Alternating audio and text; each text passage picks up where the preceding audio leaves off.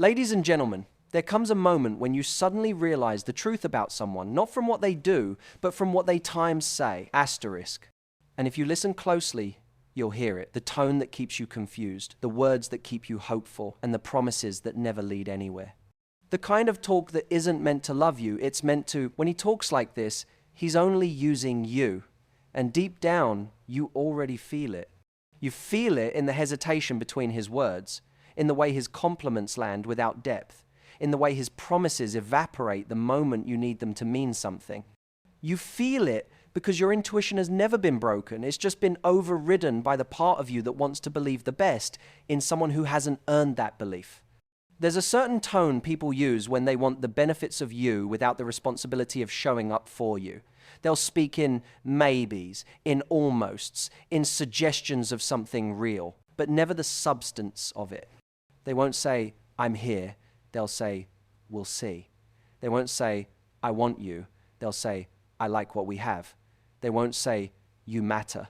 They'll say, "You're fun." And the truth is, none of those words are inherently bad, but when they come from a man who keeps you in emotional limbo, they become a tool.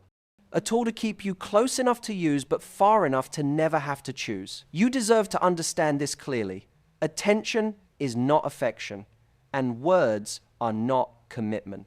There are people who will give you just enough to keep you from leaving, but never enough to make you feel secure. They'll feed you crumbs disguised as effort, and because you have a generous heart, you'll try to make a meal out of it. But generosity becomes self-betrayal when you give it to someone who only takes and never builds. When he talks in ways that keep you guessing, when his language gives him all the freedom and puts all the emotional labor on you, that's not an accident. That's a strategy, sometimes conscious, sometimes not, but either way, it keeps him in control. He'll talk about the future in vague ideas, not plans. He'll talk about how much he likes you, but only in the context of the moment you're giving him. He'll talk about what he wants, but he won't ask what you need. He'll talk about connection, but he won't create clarity. And clarity is what real interest sounds like. Clarity is what intention feels like. Pay attention to a man's language when he senses you pulling away. That's when the truth shows. If his words suddenly become sweeter, more poetic, more intense, when he feels you slipping, but nothing changes in his actions, he's not trying to keep you, he's trying to keep access to you. There's a difference. One is desire, the other is convenience. Convenience is easy to mistake for desire when you're lonely, hopeful, or emotionally invested. You start rationalizing his behavior. You tell yourself he's busy. You tell yourself he's just not expressive. You tell yourself he needs time. But time doesn't transform someone who isn't trying. Expression isn't the problem when someone wants you. Busyness doesn't stop a man from making you feel valued. What stops him is the absence of real intention. When he talks like this, he isn't protecting your heart, he's protecting his options. He uses ambiguity because it costs him nothing and gains him everything. It keeps you around without requiring investment. It keeps you emotionally available without him risking anything deep. It keeps the door open but never invites you inside. And you deserve more than standing at the doorway of someone's life, waiting to be chosen by someone who has already shown you that choosing you is not a priority. The most powerful shift you can make is this. Stop listening to what he says in the moments he wants something from you, and start listening to what he says in the moments you want something from him. That is where the truth lives. When you need reassurance, does he offer it freely or does he get defensive? When you express your standards, does he rise to meet them or does he try to negotiate them down? When you ask for clarity, does he give it or does he distract you with charm, chemistry, or excuses? Words are the mirror of his intention. His patterns are the reflection of his character. Every time he avoids acknowledging your needs, he's teaching you the role he wants you to play in his life. Every time he dodges emotional responsibility, he's showing you that he doesn't plan to carry any. Every time he uses affection as a temporary fix instead of a long-term effort, he's reminding you that he's not building something real. This isn't about blaming him. It's about awakening you. Because once you see the pattern, you can't unsee it. And once you recognize it, you have a choice. Not a small choice, not a passive choice, but the kind of choice that defines your self-respect. You can either stay and hope he becomes someone he has no track record of being, or you can step back and become someone who no longer entertains inconsistency disguised as potential. You're not asking for too much when you ask for clarity. You're not demanding too much when you expect effort. You're not difficult because you want someone who shows up. The people who want to use you will try to convince you that your standards are the problem. They'll say you're overthinking, they'll say you're emotional, they'll say you're rushing, but your standards only scare the people who benefit from you having none. When he talks like this, he's hoping you'll settle. He's hoping you'll confuse connection with commitment. He's hoping you'll fall in love with the version of him that exists in your mind, not the version that exists in reality. And people who speak to you in ways that keep you small do not deserve the parts of you that are big, loving, loyal, and powerful. Let me remind you of something you may have forgotten. You don't need his validation to be valuable. You don't need his words to feel worthy. You don't need his attention to feel desired. You don't need his half-love to feel whole. The right person will not talk to you in ways that make you doubt yourself. They will talk to you in ways that make you feel safe, appreciated, respected, and chosen.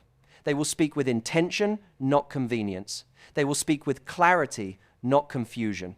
They will speak with the language of effort, not the language of excuses. Your heart is not a placeholder. Your time is not a waiting room. Your love is not a reward for someone who refuses to earn it. The moment you decide to stop accepting vague words is the moment you create space for a person whose words align with their actions. Someone who doesn't just talk like they care, but lives like it too.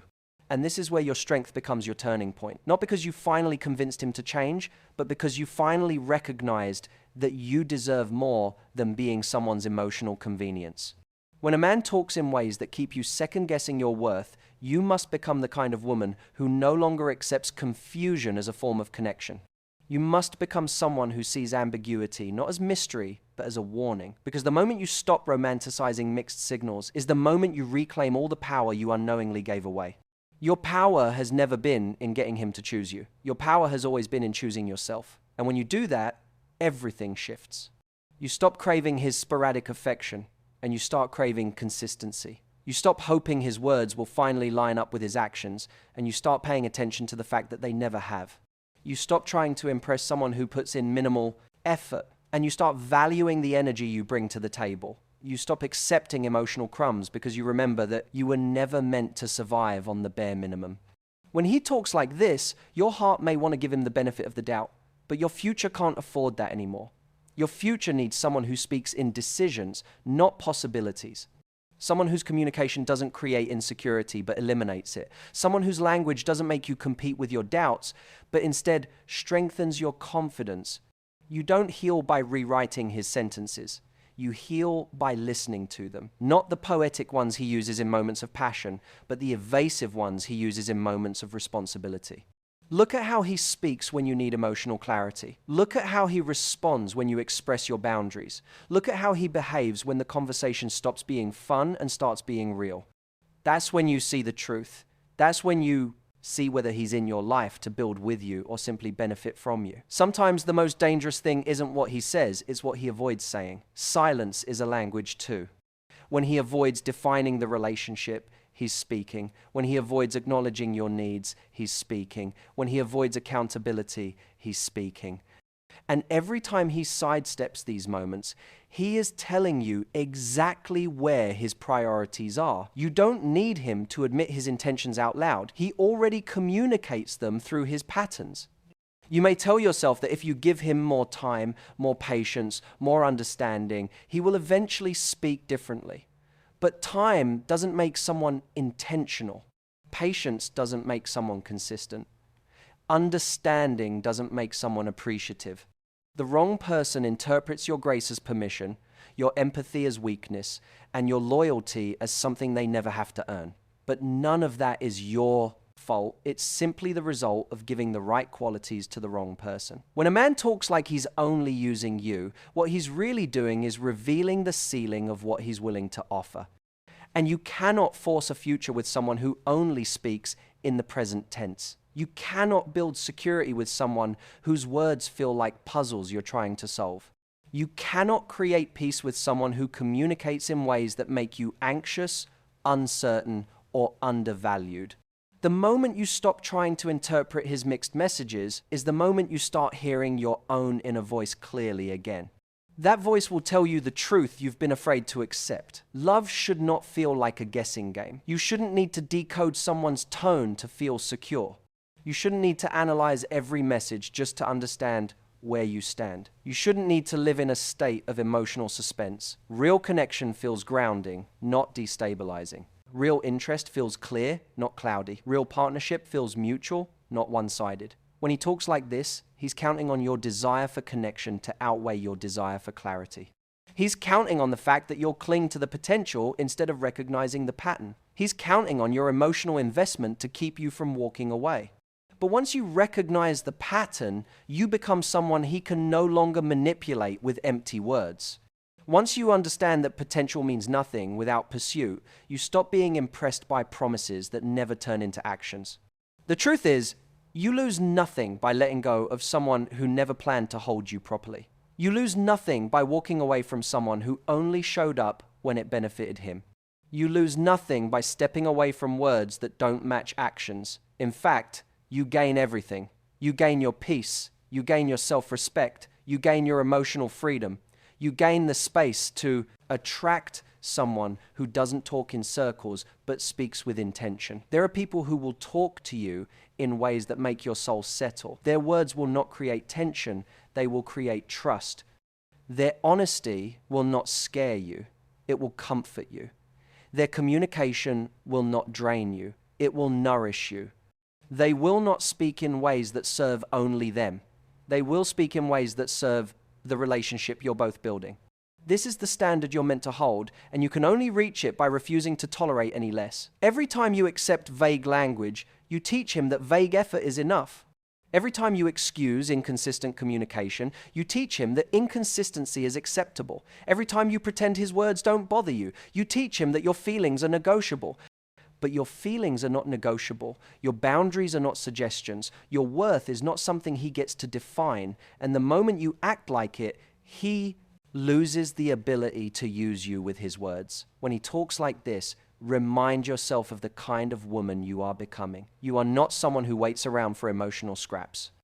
You are not someone who mistakes lust for loyalty. You are not someone who confuses charm with character. You are not someone who ignores her own needs just to feel chosen by someone who never truly chooses her.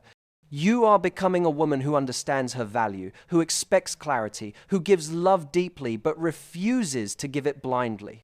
You are learning that the tone of a man's words reveals everything about the role he wants you to play in his life. Some men speak to you like you're a placeholder. Some speak to you like you're an option.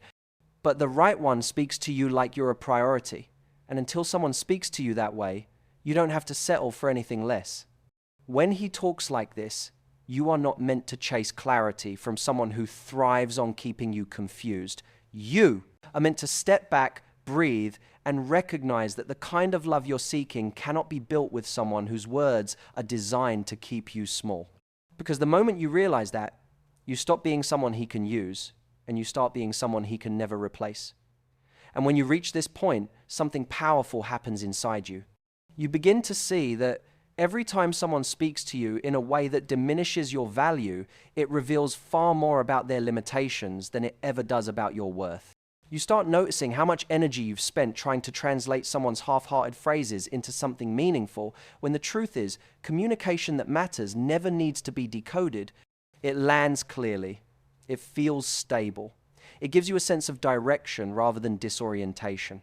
You begin recognizing the difference between someone who is emotionally unavailable and someone who is emotionally selective. One is incapable of deeper connection. The other simply doesn't choose to create it with you. And while one might seem more flattering than the other, both lead you to the same outcome, an unfulfilling bond with someone who will not meet you where you are. When he talks like this, he's not revealing vulnerability, he's revealing convenience. He's using words as placeholders instead of building real connection. He's leaving emotional gaps that he hopes you'll fill for him, so he never has to put in real effort. You deserve to listen without absorbing, to hear his excuses without letting them shape your sense of self. To recognize that someone's reluctance to step into something real with you has nothing to do with your desirability and everything to do with their own fear, selfishness, or lack of readiness. But his fear is not your responsibility. His inconsistency is not your burden. His uncertainty is not your home. There's a moment when you stop waiting for someone's words to finally sound right, and you start listening to how wrong they've sounded the entire time. You stop hoping for the tone to shift, for the seriousness to appear, for the emotional depth to finally surface. And instead, you acknowledge the reality. If someone wanted to make you feel chosen, they wouldn't talk like they're keeping their options open. If someone wanted to build something with you, they wouldn't speak like they're avoiding commitment. If someone cared, they wouldn't communicate in ways that make you doubt whether you matter. In that moment, you begin rising into a new version of yourself. You become someone who trusts her intuition more than his inconsistency. Someone who values her peace more than his presence. Someone who understands that a man who truly wants you won't risk losing you by playing games with his words. He won't leave you in the dark and expect you to be grateful for the shadows. This shift doesn't happen all at once. At first, you still think about what he said, the tone he used, the promises he implied but never fulfilled. But gradually, you stop asking, what did he mean? And start asking, why did I tolerate words that meant so little? That question becomes your breakthrough, because the answer isn't that you were naive. The answer is that you believed in connection, you believed in effort, you believed in potential. But belief only works when both people participate. You cannot build a future with someone who only speaks in the present moment. When he talks like this, he's hoping you'll stay emotionally invested without requiring emotional clarity. He's hoping you'll accept vague language as the best he can offer. He's hoping you'll keep interpreting his inconsistencies as complexity rather than indifference. But once you see through that, you reclaim the kind of self-respect that no one can take from you again.